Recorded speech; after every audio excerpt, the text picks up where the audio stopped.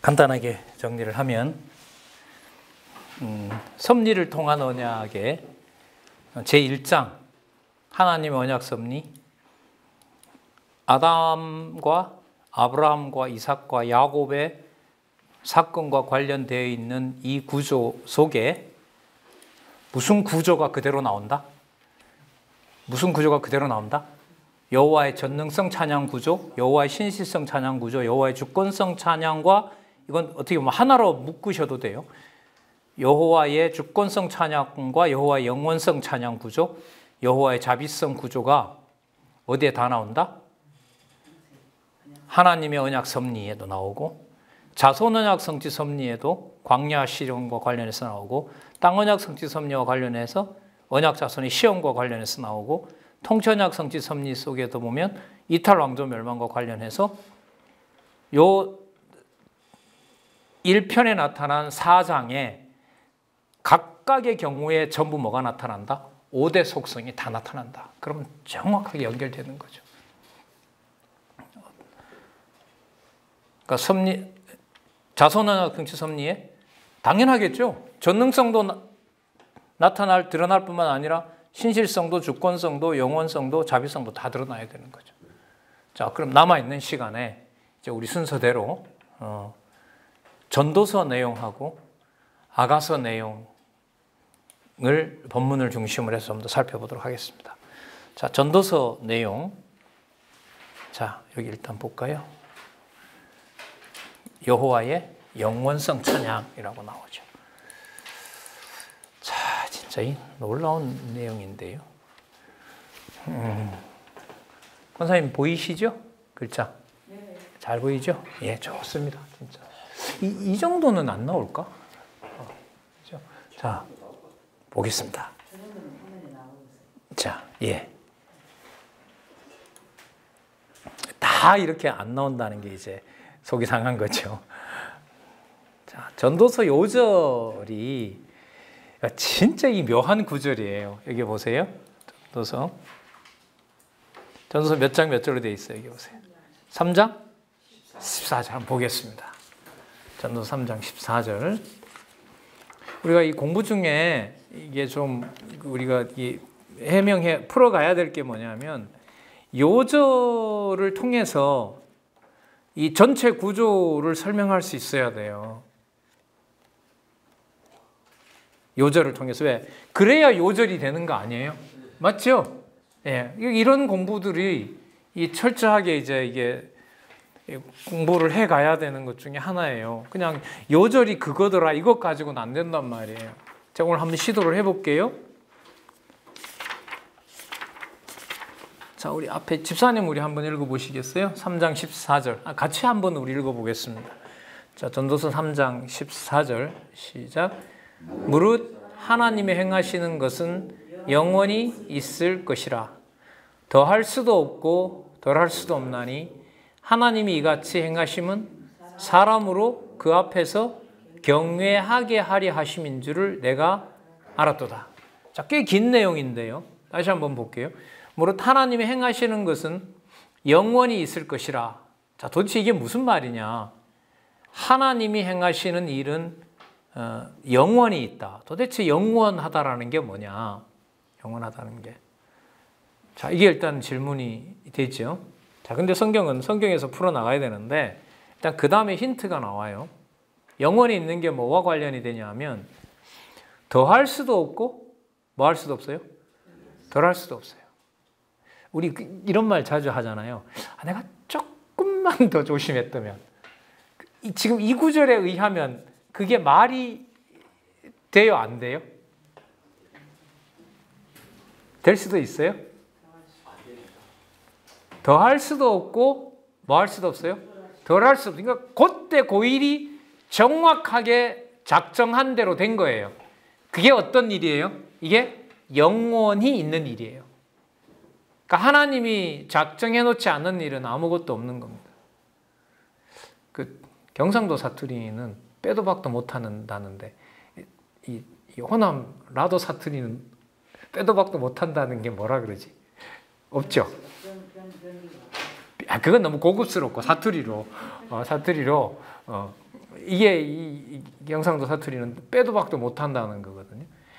반드시 고일이 그렇게 일어났어야 돼요. 자, 여기서 보세요.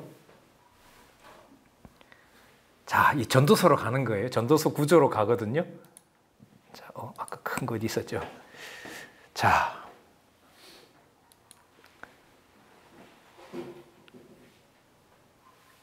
에덴 동산을 하나님께서 만들어 주셨잖아요. 그죠? 그리고 우리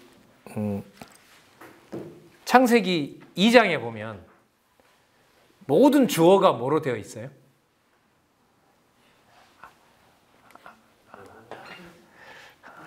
죄송합니다. 진짜 이거 빨리 찾으세요. 보겠습니다. 이게 자, 보시기 바랍니다.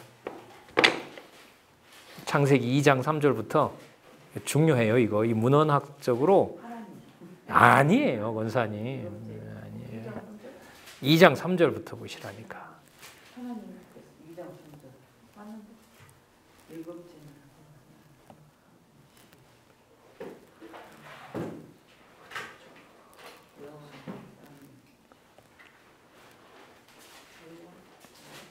아, 4절부터. 3절은 하나님 일곱째 날을 복주사 거룩하게 하셨으니 하나님이 그 창조하시며 만드시던 모든 일을 마치고 이 날에 안식하셨습니다. 그러니까 하나님이 언약하신 대로 창조하셨고 마쳤다는 말은, 안식하셨다는 말은 더 이상 추가할 게 있다 없다? 없다. 왜? 본인이 원하는 대로 다 된 거니까. 그러면 여러분 아까 우리 읽었던 요절하고 관계돼요, 안 돼요? 더 할 수도 없고 덜 할 수도 없고 완벽하게 일이 이루어진 겁니다. 맞죠? 자, 그러면 언약하셨던 대로 이루셨기 때문에 4절부터는 하나님이라고 안 하고 뭐라고 불러요? 그렇죠. 자, 4절 주어 누구라고요? 자, 완전히 못 박을게요. 5절 주어가 누구예요? 자, 7절 주어가 누구예요? 8절은? 9절은? 자, 9절부터 해서 하나님이 여호와 하나님께서 4대강 만든 거 나와요. 자, 15절에 보면 여호와 하나님이 그 사람들을 이끌어 에덴 동산에 두사 그것을 다스리며 지키게 하시고. 그럼 창세기 1장 28절을 누가 이루셨나 보세요. 여기서 창세기 1장 28절만 보시면 안 되고 그게 이루어진 줄 보시면 돼. 2장 15절에 여호와 하나님이 그 사람을 이끌어 에덴 동산에 두사 그것을 다스리며 뭐하게 하시고 지키게 하시고. 16절에 보세요. 주어가 누굽니까? 여호와 하나님이 그 사람에게 명하여 가라사대 동산 각종 나무의 실과는 내가 임의로 먹되 선악을 알게 하는 나무는 먹지 말라. 내가 먹는 날에는 정령 죽으리라. 약속하셨죠? 자, 이 법도 하나 여호와 하나님 세우신 거예요. 18절 주어 누굽니까? 19절은? 맞죠? 21절은? 22절은? 자, 그러면 창세기 2장 4절부터 25절까지 모든 주어는 누가 나온다? 여호와 하나님이라는 주어가 매 사건마다 나온다는 말은 그때 일어난 모든 일들이 더할 수도 없고, 더할 수도 없고 덜할 수도 없이 전부 누가 언약하신 대로 이루신 것이다? 여호와 하나님이 언약하신 대로 이루신 것이다. 자, 그렇다면요. 아까 우리 읽었던 전도서 3장 14절. 무릇 하나님이 행하시는 것은 영원히 있을 것이라. 더할 수도 없고 덜할 수도 없나니 하나님이 이렇게 행하심은 사람으로 그 앞에서 뭐 하게 하려 하십니다? 경외하게 하려 하심인 줄 알았도다. 자, 경외하게 하려 하심인 줄 알았도다. 자, 여기서 이제 설명이 좀 필요한데요.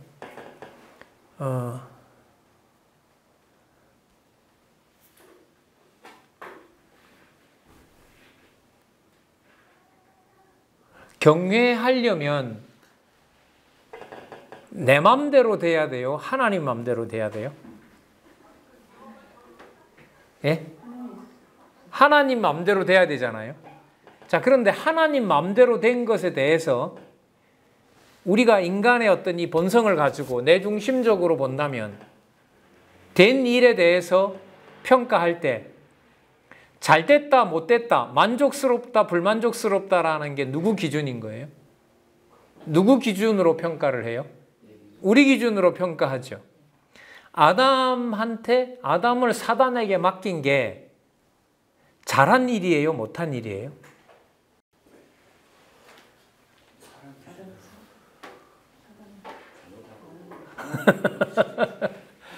자, 전도서 말씀 그대로 쓸게요. 더할 수도 없고 덜할 수도 없는 일이니까 누가 보실 때는 최선의 일이 벌어진 거죠. 여호와 하나님이 보실 땐 최선의 일이 벌어진 거죠. 그럼 아담만 그럴까요? 우리도 그럴까요? 우리도 그럴 거란 말이죠. 자, 그럼 한번 말씀드려 볼게요. 남편한테 아까 집사님 말씀드렸다니까 뭐라고 얘기하셨냐 하면 이제 성경신앙만 옳은 것이 아니라 다른 것도 옳을 수 있다. 거기에 빠지면 안 된다라고 얘기를 했어요. 내가 듣기에는 듣기 싫어요? 듣기 좋아요? 듣기 싫죠. 그러나 전도서의 기록으로 보면 뭐 할 수도 없는 일이고 뭐 할 수도 없는 일이에요. 더 할 수도 없고 덜 할 수도 없고 하나님이 정한 대로 딱 이루어진 거예요. 자, 그럼 여기서 보세요. 정한 대로 모든 일이 이루어졌을 때 인간은 그 이루어진 일에 대해서 자기 기준으로 만족스럽다, 만족스럽지 않다라고 얘기해요. 아니면 모든 것을 여호와께서 하셨으니까 여호와만 찬양받으십시오 해요. 내 기준으로 얘기를 하죠. 그럼 한번 이렇게 물어볼게요.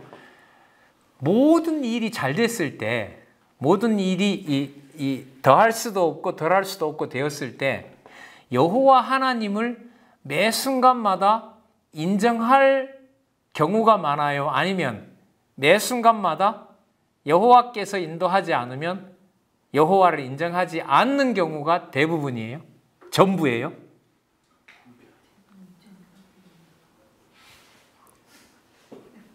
자, 주식을 투자를 했는데 쫄딱 망했어요. 그거 더 할 수도 없고 덜 할 수도 없는 일이에요? 아니면 우연히 그래 된 거예요?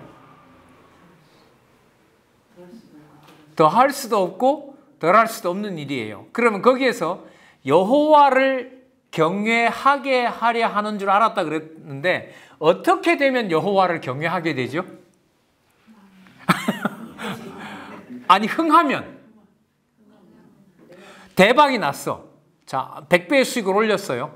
자, 그럼 여기서 볼게요. 여기서 우리 솔직하게 한번 생각해 보겠습니다. 거기서 여호와 경외가 된다, 안 된다? 어떻게 생각하세요? 안 될 것 같아. 내가 잘했다.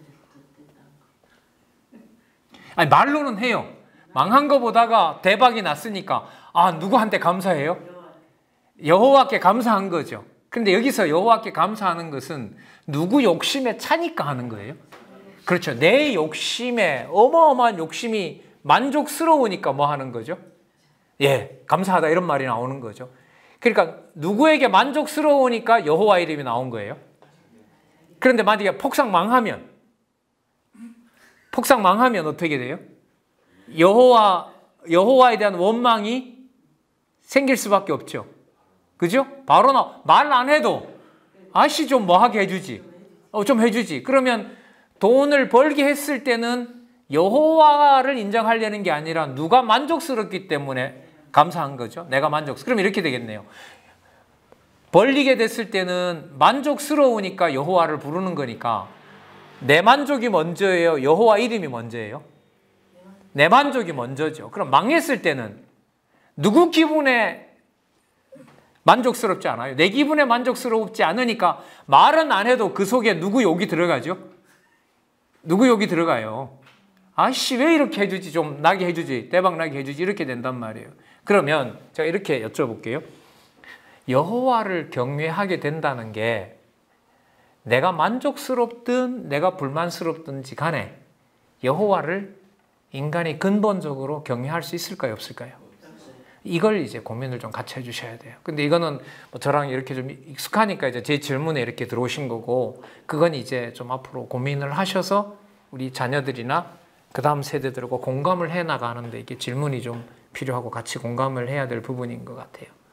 자, 그러면 더 할 수도 없고 덜 할 수도 없도록 해놓으신 일에서 아까 우리 과정적으로 보면 어떤 일이 자기한테 불만족스럽고 자기가 생명의 위협을 당할 일 쪽으로 가게 되면 누구 이름을 안 부를 수가 없어요? 자, 그러면 섭리를 통한 언약을 가져올게요. 아담에게 생육하고 번성하겠다라고 하신 것을 하나님께서 약속해 주셨으면 결과적으로 생육하고 번성하게 하시는데 과정적으로 보면 사단한테 에덴 동산을 뭐 하게 되죠? 빼앗기는 일이 벌어지죠. 맞죠? 자, 그러면 사단에게 에덴 동산을 빼앗기는 일을 통해서 에덴 동산을 관리할 수 있는 능력이 누구한테 없다는 걸 드러내버려요. 아담에게 없다는 게 드러내버리죠. 그럼 아담에게 없다는 걸 드러냈다는 말은 인간 쪽에서 보면 일단 불만이 생겨요. 왜? 무슨 불만이 생기죠? 에덴 동산을 통치하게 해준다고 했는데 왜 나를 어디에다 맡기느냐? 사단에게 맡기느냐라는 거죠. 그러면 여호와 하나님께서 더할 수도 없고 덜할 수도 없는 이 일, 그야말로 영원한 언약 속에 확정되어 있는 일을 아담에게 보여줬을 때 그 보여준 일에 대해서 우리가 만족스럽다 아니면 불만족스럽다라는 것이 우리 기준으로 보면 평가란 말이죠. 내 기준에 좋으면 선이고 내 기준에 좋지 않으면 악인 거예요. 그럼 거기서 인간은 좋은 것이든 나쁜 것이든 간에 여호와 하나님을 근본적으로 경외할 수 있을까요? 없을까요? 없어요. 없어요. 이 구절이 이게 쉬운 구절이 또 아니에요, 이게. 예? 우리 왜 예정론 딱 가르치면 어떤 그 반응이 나오죠? 다 하나님이 뭐 하는데? 하게 하시는데. 이거 안 갈 수가 없어요. 이렇게 갈 수밖에 없어요. 지금 이 구절도 보면 자, 더 할 수도 없고 덜 할 수도 없다라고 해놨고 하나님이 이같이 행하심은 그러니까 하나님이 행하셨다는 거잖아요. 사람으로 그 앞에 경외하게 하려 하신다라고 얘기를 한 거죠. 그러니까 일어난 일에 대해서 그 일이 여호와 하나님을 경외하게 하시는 줄 알게 하는 과정인데 그걸 솔로몬의 예를 통해서 볼게요. 솔로몬이 성전 지었잖아요. 자, 솔로몬이 성전을 지었는데 솔로몬이 성전을 지어놓고 누가 그 성전을 짓게 했다고 찬양하죠? 1000번제를 드리면서 누가 짓게 하셨다? 여호와께서 하셨다라고 하잖아요. 그 말로 보면 진짜 이 일은 전부 누가 준비해서 누가 하신 일이다? 여호와께서 준비해서 여호와께서 다 성취하신 일이다라고 얘기를 해요. 자, 그 다음 두 번째. 그럼 열왕기의 내용은 성전 짓는 것도 그렇고 솔로몬에게 하나님이 기도하지도 않았는데 뭘 주죠? 엄청난 부와 명예를 주잖아요. 그죠? 부와 지식과 명예를 준단 말이에요. 그러면 성전도 여호와께서 짓게 하셨다고 하면 솔로몬이 전도서에 나옵니다마는 자기가 하고 싶은 대로 모든 걸 다 하면서 그것도 누가 줬다고 할까요? 이방신이 줬다고 하지 않는단 말이죠. 그것도 누가 줬다고 할까요? 여호와께서 주신 분복이라고 한단 말이에요. 여호와께서 주신 분복이라고 해요. 그런데 여러분 여호와께서 주신 분복이라고 말로 끝나는 것이 아니라 솔로몬 시대 때 성전을 지은 맞은편에다가 뭐가 다 들어오죠? 천명이 들어오면서 뭐가 다 들어와요? 이방 신전이 다 들어오죠. 그럼 상황 설명으로 보면 왜 들어올 수밖에 없느냐? 시바의 왕처럼 솔로몬이 지은 궁전이 어마어마하고 궁궐도 어마어마하고 말도 당대에 저렇게 말하는 사람이 없고 와서 누구 얘기를 들을까요? 여호와를 찬송하는 걸 들을 거 아니에요. 너 지혜 어디서 왔냐? 이러면 솔로몬이 뭐라 했을까요? 내가 만들어냈어. 이렇게 안 한단 말이죠. 누가 줬다? 여호와께서 줬다고 한단 말이에요. 자, 그런데 이 전도서 내용은 뭐냐 하면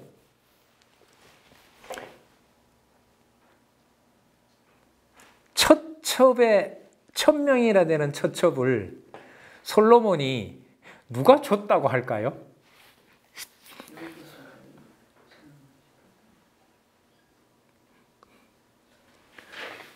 부와 명예를 여호와께서 주시겠다고 약속했잖아요. 그러면 첫 첩이 1000명이나 와서 뭐 우상도 가져오고 뭐 금은 보화도 가져오고 솔로몬에게 왔잖아요. 그게 무슨 원인이 되죠? 타락의 원인이 된단 말이죠. 일타락이 되는 원인이 되는데 솔로몬이 지금 전도서에 보면 그 모든 것들을 자기가 하고 싶은 대로 다 하는 것이 누가 줘서 인생이 누리는 분복이라고 합니까? 하나님이 줘서 인생이 누리는 분복이라고 합니다. 자, 여기에서 전도서를 이해하려면 어떻게 가야 되냐면 자기에게 일어난 모든 일들을 말로는 누가 다 줬다고 해요? 예, 여호와 하나님이 줬다고 하는데 자, 여기서 그다음 주어가 중요해요. 여호와 하나님께서 솔로몬으로 하여금 말로는 전부 누가 줬다고 하면서 여호와 하나님이 줬다라고 말은 그렇게 하게 하면서 솔로몬을 어디에 갖다 집어넣어 버려요? 그 금은 보화 재물에다가 갖다가 뭐 합니까? 집어넣어 버리죠. 여호와께서. 그래서 제 강의 중에 그런 말씀 많이 드렸는데 열왕기에 보면 솔로몬이 성전을 짓고 왕궁을 짓는 것이 이탈해 가는 과정이라고 나오는데 열왕기에 보면 무슨 과정이라 나오죠? 여기 볼게요. 자, 여기 보세요. 왕조 이탈 과정 속에 요 속에 뭐가 있냐면 성전도 짓고 또 왕궁도 짓는 내용이 나와요. 제목은 뭐라 나오는가 보세요. 왕조의 무슨 과정? 이탈 과정. 이렇게 나오거든요. 자, 역대상에 가면 역대하에 가면 역대하에 나올 거예요. 아마 역대하에 가면 솔로몬이 성전 짓고 자기 왕궁 짓는 것이 다윗 왕조에 뭐로 나와요? 보호라고 나와요. 한쪽은 뭐라고 나오고 이탈이라고 나오고 한쪽은 보호라고 나와요. 솔로몬에게 이렇게 물어볼게요. 솔로몬에게 더할 수도 없고 덜할 수도 없는 부를 준 게 좋은 일일까요? 나쁜 일일까요? 자, 더할 수도 없고 덜할 수 없는 일인데 지금 뭘 설명하려고 하냐면 여호와를 경외하게 한다는 걸 지금 설명하는 거예요. 자, 요 방법 보세요. 여호와께서 솔로몬에게 엄청난 그 부를 준 것을 여호와께서는 무슨 과정으로 섭리해요? 이탈 과정으로 섭리해요. 말로는 솔로몬이 이 모든 걸 누가 줬다고 하지만 자, 잘 보세요. 여기 있는 다윗이나 솔로몬이나 여기 있는 솔로몬이나 다 같은 솔로몬이에요. 왕조 이탈 과정에 있는 솔로몬도 여호와께서 분복을 줬다고 말하고 있고 다윗 왕조 보호와 속에 있는 솔로몬도 인생에게 준 여호와의 분복이라고 얘기해요. 근데 하나님이 어떻게 섭리하시느냐? 왕상 1장에서부터 11장 사이에는 왕조가 이탈하도록 솔로몬의 재물을 쓰게 하세요. 누가요? 여호와께서 쓰게 하세요. 그런데 역대기에 오면 솔로몬의 부와 명예가 여호와를 섬기는 솔로몬, 그러니까 유다 왕국이죠. 다윗 왕조가 얼마나 영광스러운 것인가를 역대기 하에 가면 다윗 왕조를 여호와께서 뭐 하신다는 증거로서요? 보호하신다는 근거로 쓰고 있는 거예요. 그러면 재물을 많이 준 것이 한쪽에는 여호와께서 뭐 하게 하시고 이탈시키는 용도로 쓰는가 하면 다른 한쪽으로 보면 다른 나라들이 상상도 할 수 없을 만큼 어떤 왕조의 여호와가 함께 하신다? 다윗 왕조에 함께 하신다라는 것을 알려주는 거예요. 여러분 여기서 솔로몬이 마음먹기에 따라서 이탈도 하고 마음먹기에 따라서 자기 왕국을 영광스럽게도 할 수 있을까요? 없을까요? 없어요. 그걸 누가 해 가시는 걸까요? 여호와께서. 그럼 결론이 이렇게 됩니다. 더할 수도 없고 덜할 수 없는 것을 여호와께서 하시는 것이고 두 번째, 그게 영광스러운 일이 되는지 저주가 되는지를 누가 주관해 주셔야 돼요? 여호와께서 주관하신다는 거예요. 자, 그러면 어떤 과정을 통해서? 이탈에 가는 과정을 통해서 누구를 기억나게 하고 여호와를 기억나게 하고 자, 역대기로 오면 어떤 과정을 통해서? 엄청나게 강한 나라를 솔로몬을 통해서 보여줌으로써 이방 나라들이 어느 왕조를? 다윗 왕조를 통해서 누구를 경외하게 하고 여호와를 경외하게 하는 거죠. 전혀 극단적인, 서로 맞지 않는 극단적인 방법을 통해서 여호와 하나님을 뭐 하도록 하는 거죠? 경외하도록 하시는 거예요. 그러니까 지금 여호와께서 정하신 대로 모든 게 이루어졌다. 이게 핵심이 아닙니다. 이게 한 차원 더 들어가서 어떻게 돼야 되냐면, 지금 이렇게 여호와께서 더할 수도 없고 덜할 수도 없는 지금 이 최선의 일을 하신 것이 여호와를 경외하게 하기 위해서 아버지의 사랑을 깨닫고 집을 나가지 않는 아들로도 쓸 수 있고, 뭐 할 수도 있고, 보낼 수도 있고. 그러니까 극과 극의 방법을 통해서 여호와는 정해진 일을 통하여 뭘 하시는 거죠? 여호와를 뭐 하게 하신다? 경외하게 하시는 겁니다. 그럼 이 헛된 일이 되는 건 왜 헛된 일이 되냐 하면은요, 이게 헛될 뿐만 아니라 전도서 읽다 보면 해로운 일이다라는 말이 나오거든요. 그걸 한번 설명을 해볼게요. 그 탕자가 나가서 돈을 막 쓰면서 이 돈을 누가 줬다고 자랑할까요? 아버지가 줬다고 자랑하죠. 근데 아버지가 줬다고 자랑하지만 아버지의 이름을 통해서 나간 탕자는 뭐 하고 있는 거죠? 자기 욕심대로 쓰고 있는 거죠.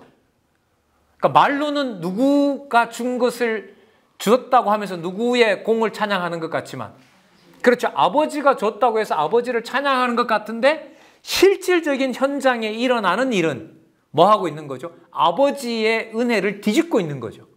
그게 이탈 왕조 멸망이라면, 그러니까 솔로몬이 누가 줬다고 하면서 인생에게 준 분복을 여호와께 줬다고 하면서 그 준 분복을, 자 여기서 중요합니다. 솔로몬이 쓰는 게 아니고요, 여호와께서 솔로몬으로 하여금 여호와가 줬다라고 말은 하면서도 누구 욕심대로 쓰게 해버려요. 자기 욕심대로 진짜 허랑방탕하게 쓰게 하는 거죠. 자 여기서 이걸 사람이 할 수 있을까요, 없을까요? 할 수 없어요. 이걸 할 수 없어요. 그게 여러분, 이게 전도서 앞부분에 해당하는 바로 뭐냐 하면, 이게 인생들의 무익한 사물이에요. 그럼 뭐가 무익한 거죠? 24시간 말끝마다 자기에게 오는 천명의 처첩과 엄청나게 많은 부를 말로는 지금 이거 누가 준다라고 해요?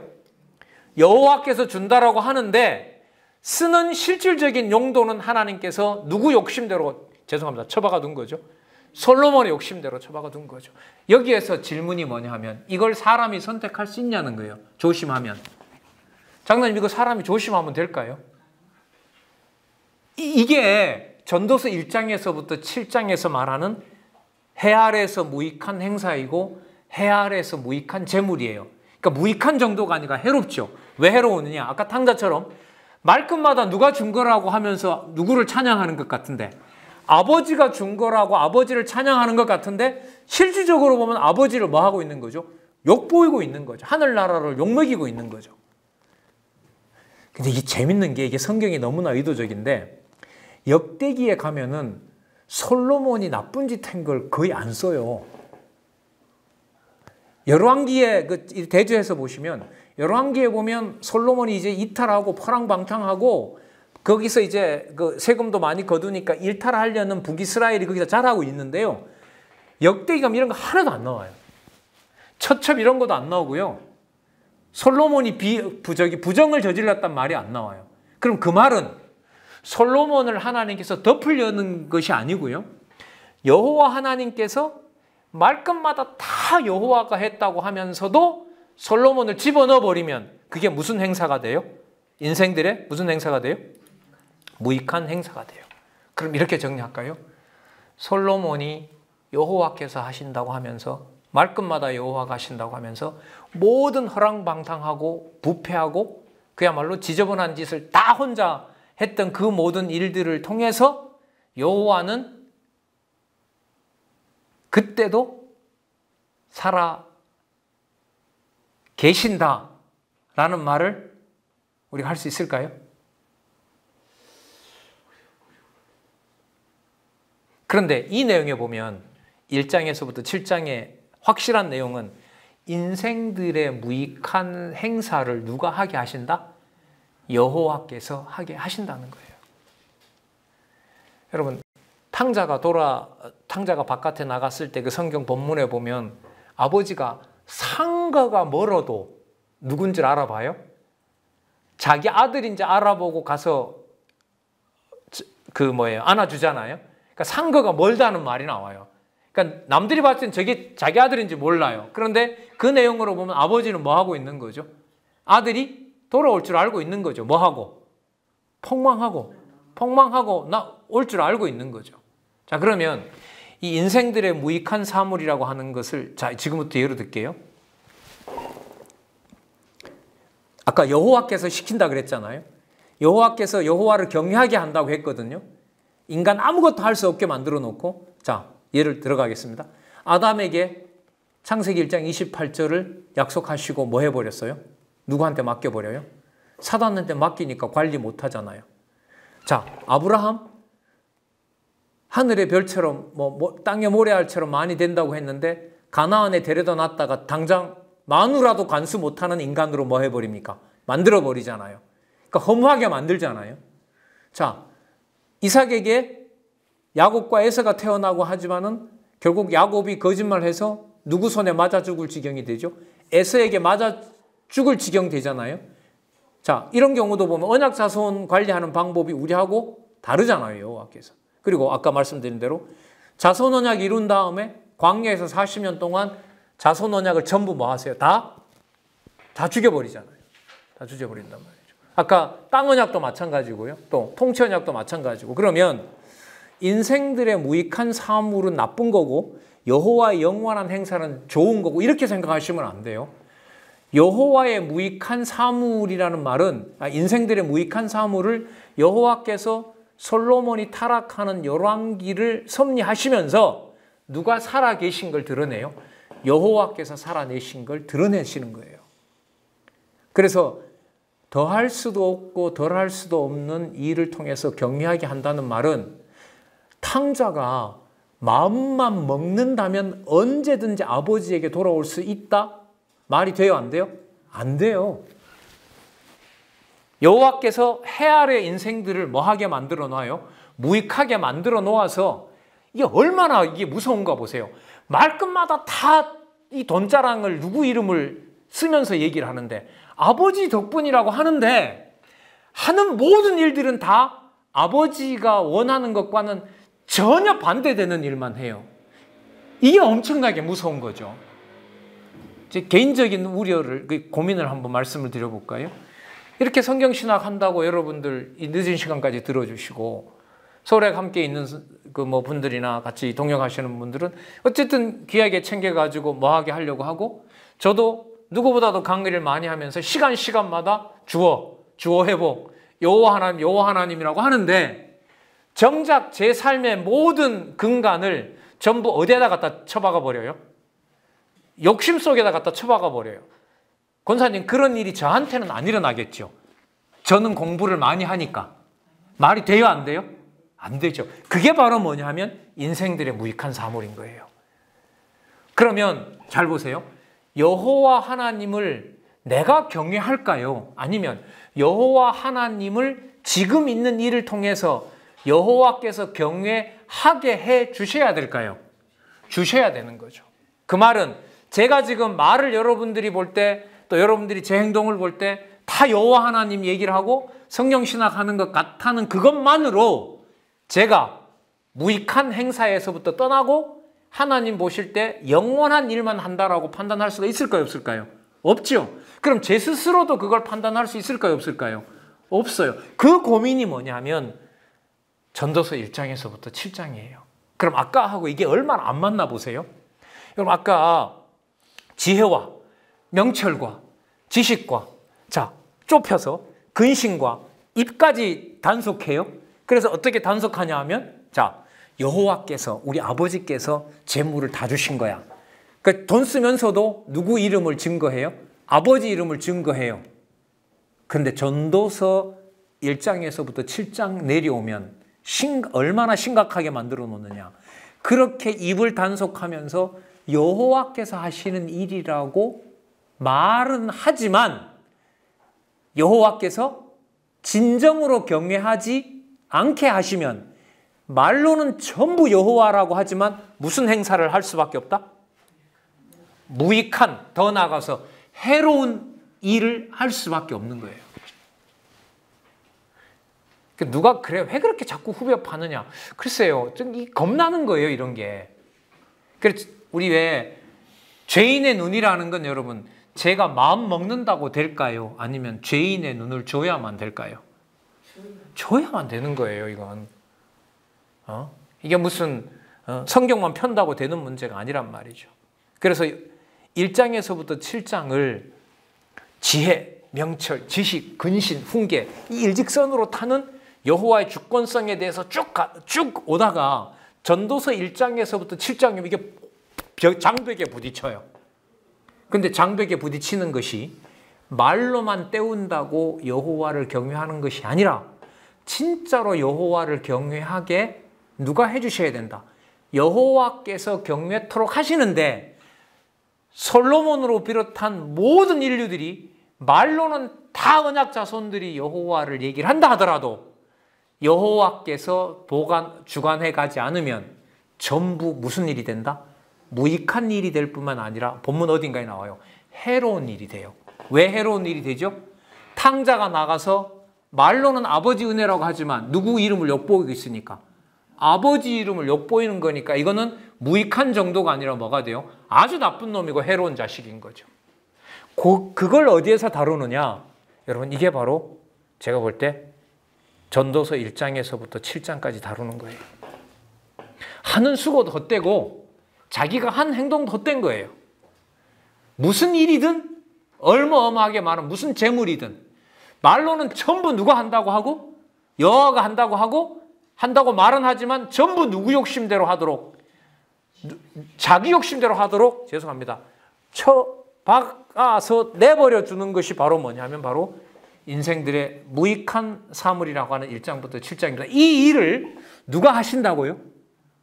여호와께서 어떤 절차를 통하여? 더할 수도 없고 덜할 수도 없는 일을 통하여. 그럼 이걸 좀 고민하게 되면 뭐 하나님 다 하게 해놨는데 내가 뭐 고민할 필요 있어? 그런 말을 함부로 할 수가 없죠. 야 임마 그거 너 지금 버리는 과정이야. 버리는 거. 그러니까 말로는 너가 지금 누구 이름으로 갖다 떼우고 있지만 여호와의 이름으로 갖다 떼우고 있는 거지만 그게 진짜 여호와를 경외하게 하는 게 아니라 여호와께서 너를 뭐 하고 있는 거야? 심판하고 있고 버리고 있는 거야. 버려지는데도 너는 그렇게 여호와 이름을 함부로 쓸 수가 있냐. 지금 이런 문제를 여기서 건들고 있는 거예요. 그래서 아까 요절이 3장 몇 절이었었죠? 14절 있죠. 그래서 제가 이 3장 14절을 가지고 이게 지금 전도서 요절이잖아요. 이 요절로 지금 요 간단하게 보는 요 구조 크게 보면 두 가지 내용, 좀 더 세밀하게 보면 요 하나, 둘, 셋, 네 가지 요 내용 속에서 전도서 아까 3장 14절 요절을 가지고 설명할 수 있어야 되는데 제가 확인한 바를 글쎄 이게 좀 제가 왜 설명이 이게 어렵냐 하면 이런 생각을 우리가 안 해봤기 때문에 생각하지 않는 부분까지도 좀 자극을 들여서 함께 생각을 해보자라고 안내를 하다 보니까 일상생활이 아니잖아요. 일상에 우리 이런 거 별로 고민을 안 한단 말이에요. 이런 차원이 없어요, 일상에는. 그리고 이 말 자체가 더할 수도 없고 덜할 수도 없는 일인데 전부 다 영원한 행사면 좋은데 인생들의 뭐도 나타난다는 거예요, 거기에? 뭐도 나타나요? 무익한 것도 나타난다는 거죠. 여러분 이렇게 보셔야 돼요. 무익한 게 있고요. 영원한 게 있고 이 두 가지 중에 내가 잘 선택하면 된다 이런 말일까요? 아닐까요? 그런 말이 아니에요. 자, 무슨 뜻이냐면 말로는 전부 다 뭐라고 말하면서 자 본문에 들어가서 이 구조 속에 들어가서 볼게요. 전부 다 말로는 솔로몬이 뭐라고 말을 하면서 이거 전부 무슨 행사다? 여호와의 영원한 행사다라고 하는데 정작 여호와께서 열왕기처럼 누구 욕심에다 갖다 맡겨요? 사단의 종로로 타도록 갖다 맡겨버려요. 그러면 말로 여호와의 영원한 행사라고 했던 게 전부 뭔 일이 돼요? 무익하게 돼요. 무익하게 되고 뭐한 일이 돼요? 해로운 일이 돼요. 해로운 일이래요. 자, 반대로 지어놓은 성전 다 불타는 일이 얼마나 무익하고 인생 허무해요. 그러나 지상에서 불타는 그 성전이라 하더라도 이미 여호와의 나라는 하늘에 확정되어 있으니까 무슨 행사는 아무런 문제가 없어요. 여호와의 영원한 행사는 아무런 문제가 없는 거예요. 다시요. 자, 본문을 가지고 솔로몬이 아무리 여호와의 영원한 행사를 말하고 가르치고 쓴다 하더라도 여호와께서 솔로몬을 정작 인생들이 추구하는 욕심에 갖다 던져 놓으면 무슨 일이 된다? 무익한 일이 된다. 그게 열왕기다. 그것 역시도 뭘 찬양하는 방법이다? 여호와의 영원성을 찬양하는 방법이다. 자, 두 번째, 역대기에 맞추겠습니다.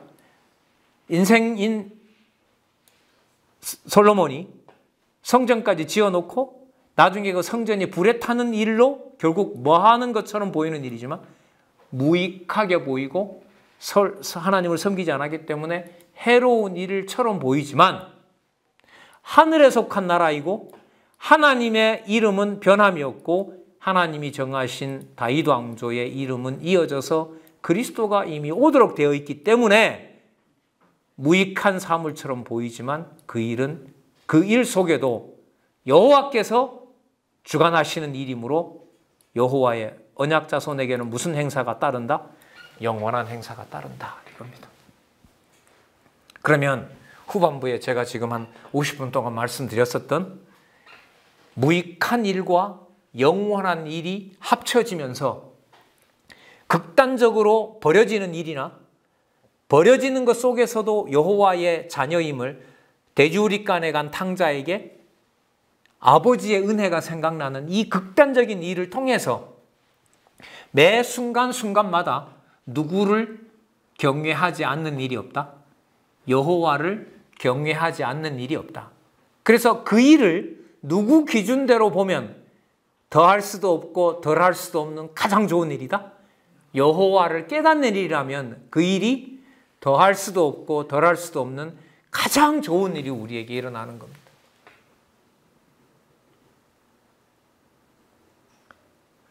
그러면 나쁜 짓 한 사람도 상 줘야 되나? 여호와의 뜻을 이루었으니까 그 대답이 여러분 어디에 나오냐면요. 전도서 제일 마지막에 나와요. 한번 찾아보실래요? 자, 전도서 그런 질문이 나올 줄 알고 11장 9절 같이 한번 읽어볼까요? 11장 9절 4532 읽어볼게요. 시작. 청년이여 내 어린 때를 즐거워하며 내 청년의 날을 마음에 기뻐하며 마음에 원하는 길과 내 눈이 보는 대로 쫓아 행하라. 그러나 하나님이 이 모든 일을 하여 너를 뭐한다? 심판한다. 그건 알고 해라. 그러면 이어서 볼까요? 더할 수도 없고 덜할 수 없는 일이므로 그때 주어진 것 마음껏 즐기고 해도 다 좋다. 단 그 일 속에 누가 심판하신다? 여호와께서 심판하는 줄 알고 그런 일을 해라. 그럼 이 차원은 여러분들 뭐죠? 방탕하지 말라, 여호와를 잘 섬겨라, 이런 문제를 훨씬 더 뛰어넘는 문제인 거죠. 그러면 여러분 이런 경우로 보면 매사에 우리 자녀들이나 우리 후배들에게 매사에 누구의 존재를 확인하도록 안내를 해준다? 여호와의 존재를 확인하도록 안내해준다는 말은 얘야 착하게 살아야 된다, 부모님을 잘 공경해야지, 그 말이 굳이 필요가 없는 거죠. 누구를 알게 되면, 여호와를 알게 되면 우리가 말하는 가정교회, 지체인 양육교회, 같은 일을 도모하는 은사교회, 그리고 인종을, 국가를 초월한 전 세계의 모든 일을 하고 있는 동역자들에게도 자, 우리는 우리 갈 길 가고 진짜 심판은 여호와께서 선악간 일을 심판하신다는 사실을 우리가 알아가게 되는 거겠죠. 이게 진짜 자유라고 생각을 합니다. 자, 그러면 본문을 아가는 내일 해야 될 것 같아요. 아가서 핵심은 뭐냐면 왜 전도서 다음에 아가서가 나올까요? 전도서 후반부는 여호와의 무슨 행사라 그래요? 여호와의 영원한 행사죠. 여러분, 영원한 행사와 자비성하고 뭔가 좀 관계가 있는 것 같죠?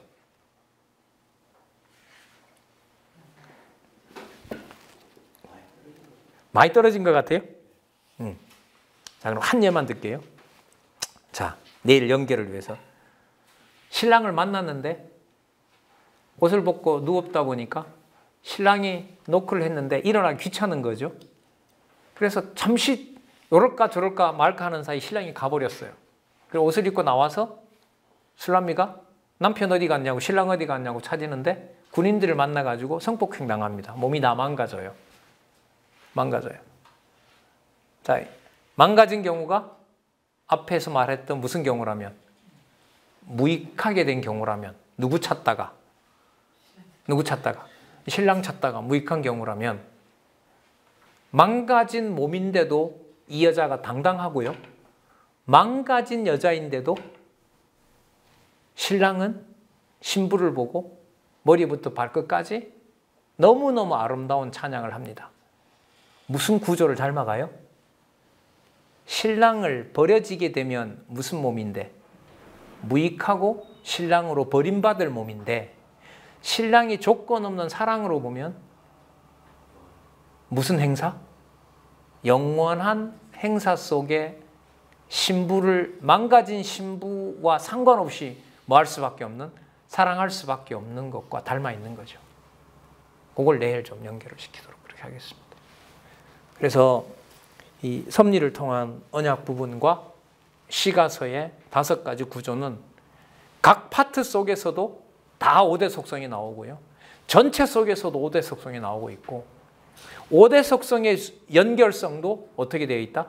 논리적 구조로 되어 있고, 그 순서 그대로 진행되어 나가고, 그리고 내일 일부 소개할 무슨 내용하고 이사야부터 말라기까지 그 내용도 아가서가 끝나면서 왜 뭐가 나올 수밖에 없다? 이사야가 나올 수밖에 없다. 그걸 내일 또 설명을 드리도록 그렇게 하겠습니다. 이 강론집을 다는 못하고 강론집에서 제가 생각할 때 연결에 꼭 중요하다고 생각하는 것을 말씀을 드리려고 하다 보니까 내용이 그렇게 쉽지는 않아요. 좀 굉장히 말 한마디를 이 성경에 근거를 두고 이 전체 구조에 있는 것을 따라가도록 안내를 해드려야 되기 때문에, 그래서 반복하고요. 저도 또 얘기하면서 또 한번 나중에 정리해서 또 여러분들이 말씀드리고 그런 시간들이 되었으면 합니다. 그래요. 수고들 하셨습니다. 자, 잠시 기도하겠습니다. 하나님 아버지, 감사합니다. 이렇게 분명하게 전해질 수 있도록 섭리하셔서 이 시간 함께 할 수 있도록 해주신 것을 진심으로 감사드립니다. 결코 알 수 없는 진리의 말씀을 이렇게 귀한 안내를 받으면서 함께 깨달아갈 수 있는 시간 주셔서 너무나 감사합니다. 돌아가는 시간 하나님, 깊이 생각한 것이 짐이 되지 말게 하시고 여호와 살아계신 것을 분명히 확인하는 시간 되어서 편안한 시간 되게 하여 주시고, 내일 귀한 만남을 또 가질 수 있도록 성령께서 지켜주시옵소서. 예수님의 이름으로 기도드렸습니다. 아멘. 네, 수고하셨습니다.